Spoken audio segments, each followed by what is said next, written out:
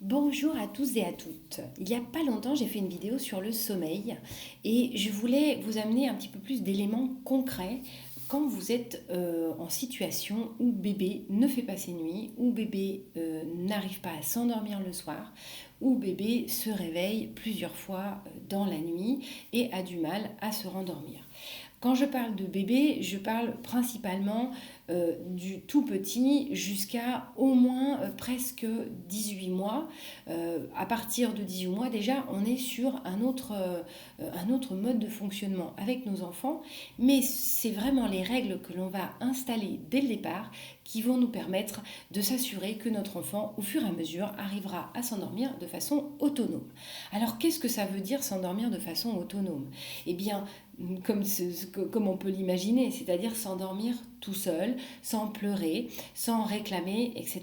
Cependant, il y a des enfants dont le programme réflexe de survie est très très présent et le moment du coucher est vraiment un moment où ils connectent avec leur instinct archaïque je suis tout seul et on risque de me manger. Littéralement, c'est ça. Donc ça peut se produire effectivement au moment du coucher, parfois lorsqu'il se réveille la nuit. Et j'ai des parents, j'amène cette vidéo parce que le retour des vacances de Noël, qui souvent sont des vacances où on a bougé, on a vu la famille, etc., etc., perturbe parfois le sommeil des enfants, ou alors ça devient, voilà, il faudrait démarrer l'année dans de bonnes conditions. Et on a des enfants qui arrivent bien à faire la sieste, pas de problème.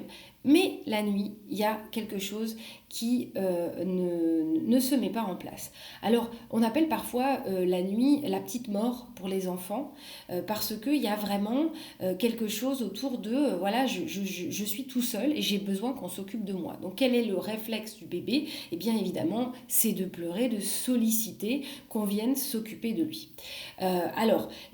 J'ai expliqué dans la vidéo précédente sur le sommeil que les routines sont essentielles. Mais quand je dis routine, c'est vraiment du papier à musique. Et ça, pendant les premiers mois de vie du tout petit, dès que vous êtes à la maison, que vous êtes rentré, si vous étiez à la maternité, surtout de mettre un rituel, une organisation, peu importe le changement d'horaire par exemple, mais vraiment que chaque chose soit toujours faite à la suivante de l'autre. C'est un système qui va vraiment rassurer l'enfant et ça va lui permettre de savoir les étapes qu'il y aura avant le sommeil. C'est pas du tout quelque chose qui va l'angoisser, contrairement à ce qu'on pourrait penser en se disant oh là là, s'il sait que je lui donne le bain, alors il sait que je vais le coucher. Non, ça c'est notre raisonnement d'adulte et heureusement ces tout petits n'ont pas cette réflexion.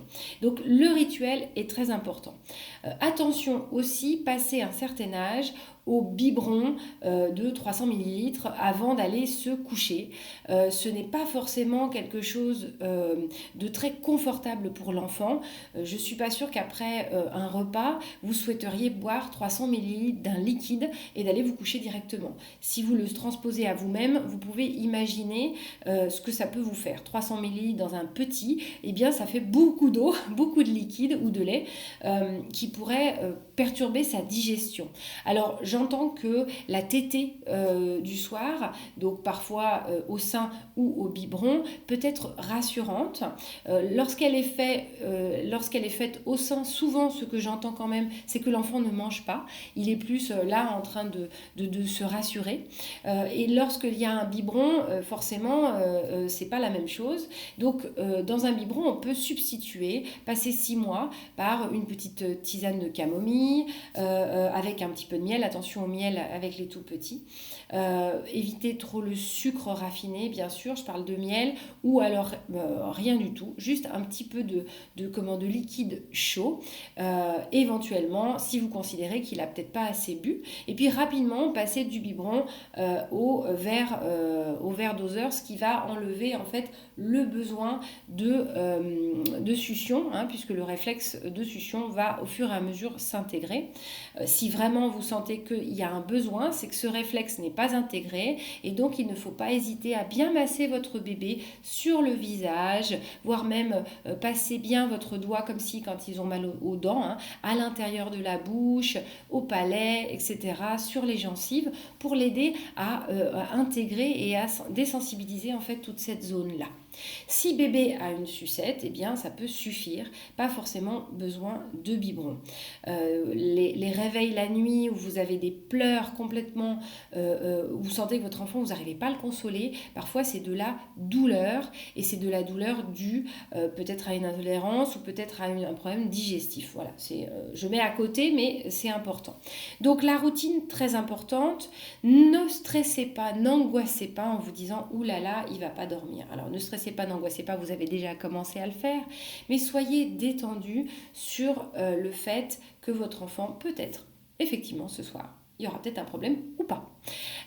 Évidemment, plus on met ça tôt, plus c'est facile quand une maman ou un papa doit retourner au travail et que donc il a cette angoisse de il faudrait que bébé fasse ses nuits parce que tu comprends, ça va être compliqué.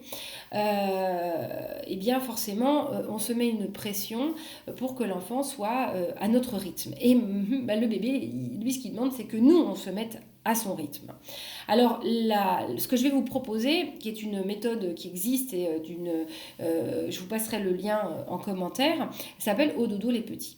Cette méthode, elle est juste parfaite, incroyable. Elle est un peu rigide et c'est vrai que pour y arriver, il faut vraiment s'y tenir.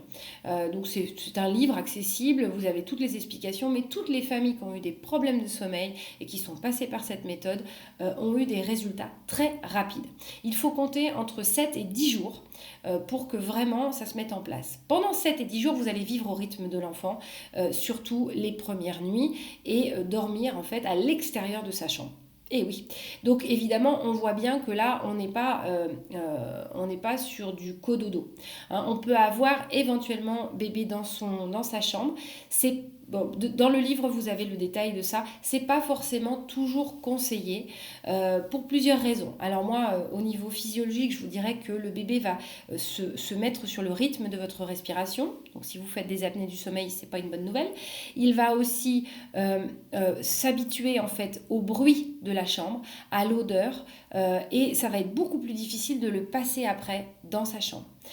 Donc voilà, c'est toujours, ce sont des choix, évidemment, je respecte votre organisation, mais un enfant qui, dès qu'il pleure, on le met au sein, ce qui est au début tout à fait normal, jusqu'à 3 mois, à un moment donné, il va falloir pouvoir aussi contrôler ses tétés, même si c'est dans sa chambre, pour qu'il puisse investir son espace. Voilà, c'est quelque chose que je vous dis à réfléchir et à voir pour vous ce qui est possible et ce qui est envisageable. Si c'est complètement OK pour vous, il n'y a pas de souci, alors vous n'avez même pas besoin de m'écouter.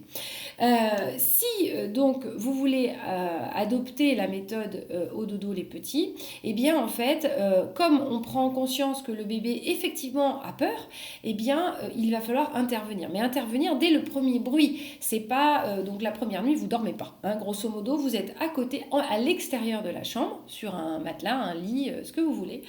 Et vous allez intervenir dès qu'il y a un petit bruit. En revanche, ce qu'on ne fait surtout pas, c'est prendre bébé dans les bras.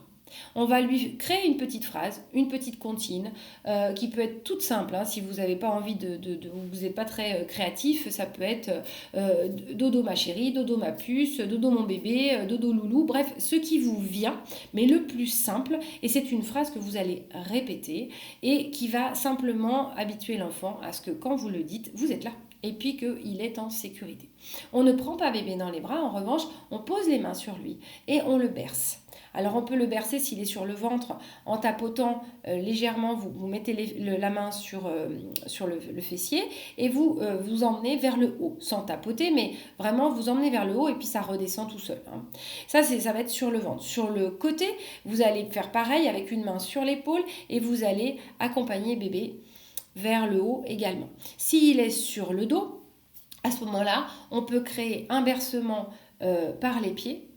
Mais je vous conseille vraiment pour une histoire de réflexe de moraux, de plutôt mettre bébé soit sur le côté, soit sur le ventre. Sur le ventre, j'ai dit vers le haut, mais vous pouvez aussi faire en latéral, droite-gauche, en mettant la main sur le sacrum et une main sur l'épaule. Si vous sentez que ça gigote, vous pouvez enlever la main de l'épaule et juste faire le sacrum. Et vous allez faire ce petit mouvement au début, hein, et au fur et à mesure, vous allez le faire de moins en moins, et vous allez y aller de moins en moins parce que bébé va moins demander. Évidemment, si vous prenez bébé dans vos bras, qu'est-ce qui se passe? Eh bien, il sait qu'il y avait un danger et donc vous l'avez attrapé, vous l'avez sorti du sol, vous l'avez enlevé du danger. Alors que s'il reste dans son lit, eh bien, il comprend qu'il n'est pas tout seul, qu'il y a quelqu'un qui s'occupe de lui et que donc il peut se rendormir en sécurité. Ça, c'est vraiment important de comprendre que je ne suis pas du tout pour que bébé pleure. Attention, loin de moi cette idée. J'ai jamais laissé pleurer ma fille quand elle était petite. Alors moi, j'ai eu de la chance parce que j'ai eu des automatismes, j'ai créé des rythmes très vite. Moi, j'ai fait le choix de mettre ma fille dans sa chambre tout de suite.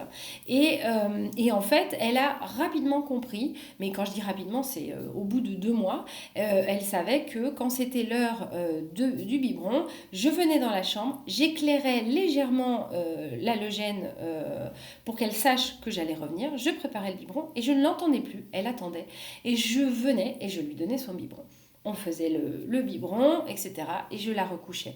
Et quand elle avait des besoins comme ça, naturellement, je l'ai beaucoup bercée, mais en la laissant dans son lit avec... Moi, j'avais une très mauvaise respiration la nuit, donc pour moi, c'était pas envisageable d'avoir ma fille dans ma chambre, parce que je me suis dit, si elle se cale sur moi, ça va être une catastrophe.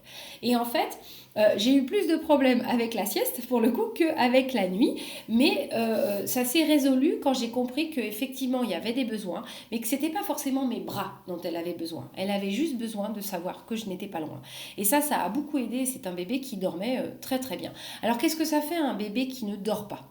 Un bébé qui dort pas, c'est un bébé qui va mal manger. C'est un bébé qui va être grognon. C'est un bébé qui va beaucoup pleurer, qui va beaucoup vous solliciter, qui a du mal à trouver son sommeil parce qu'il est tellement fatigué qu'il est rentré dans l'épuisement. Donc ce n'est pas vraiment c'est pas une bonne idée en fait de maintenir un rythme qui ne permet pas à l'enfant de dormir.